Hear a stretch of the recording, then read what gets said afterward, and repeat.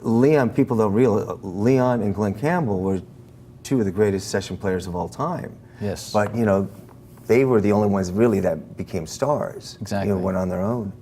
And Leon was like Leon. He just says it like it is. He was, you know, I asked him, I said, were you ever bored? He said, oh, I was bored all the time. Yeah, he was bored all the time. He says, I'd be sitting there doing the tracks and there's no lyrics. You know, we're just doing the tracks. He says, after the 10th time I've got it memorized in my head.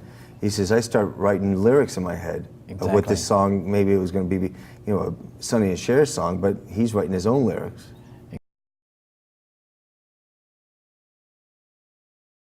I tell him what my uncle told me. My uncle was a master sergeant in the Air Force. And he traveled around the world operating rod and gun clubs for the Air Force. And I told him I was going to be a professional musician. He said, well, I want to tell you, it's one of the hardest jobs in the world. So you're going to have to work your ass off. You're not going to make any money. You're not going to get any appreciation, which is 90% correct. And that's what I tell them, you know, is don't expect a #1 record. I mean, you may get it, but you may have to work 10 years, just like Bruce Hornsby. You know, he was an overnight sensation, but he was messing with that stuff for 8 or 9 years before he had that hit. And a lot of times that happened. And Glenn the same way. It's a rough business. Well, there's a period in my life when I was trying to write standards.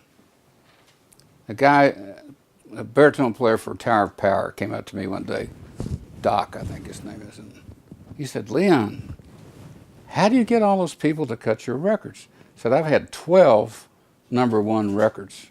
Nobody has ever cut any of them but Tower of Power. And I said, well, maybe your lick's too complicated. I don't know. I mean, standards, when you write standards, when you first hear a standard, it sounds just like a little tune, you know. And then you come back and you hear it later, and then you hear it 20 years later. They're different. I was trying, when I wrote Masquerade, I was trying to write a standard. I wrote Song for You. I was trying to write a song that Ray Charles and Frank Sinatra could sing, a blues song that Ray Charles and Frank Sinatra could sing.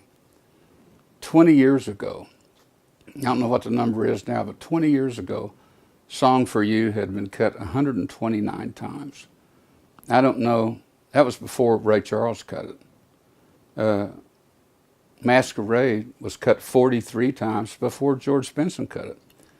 I mean, I try to write standards. I don't try to write hits. I liked Song for You.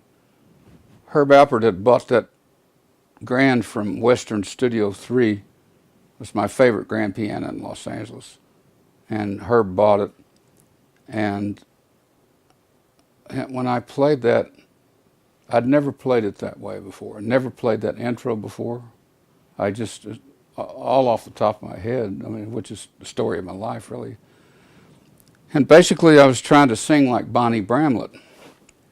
At that time, we was all trying to sing like Bonnie Bramlett. You know, I mean, she was a person that had a quite unusual singing style. And all the girls were copying it, and I was trying to sing it on that song. A limousine driver told me one time he's in New York, he was hauling Aretha Franklin, and he got to the destination and that song came on. She said she made him sit there and play that 20 times. She listened to it over and over again. It was kind of singing. I really didn't have it figured out ever, but that was the first song that I did. I've been so many places in my life and time. I've sung a lot of songs, I've made some bad rhymes.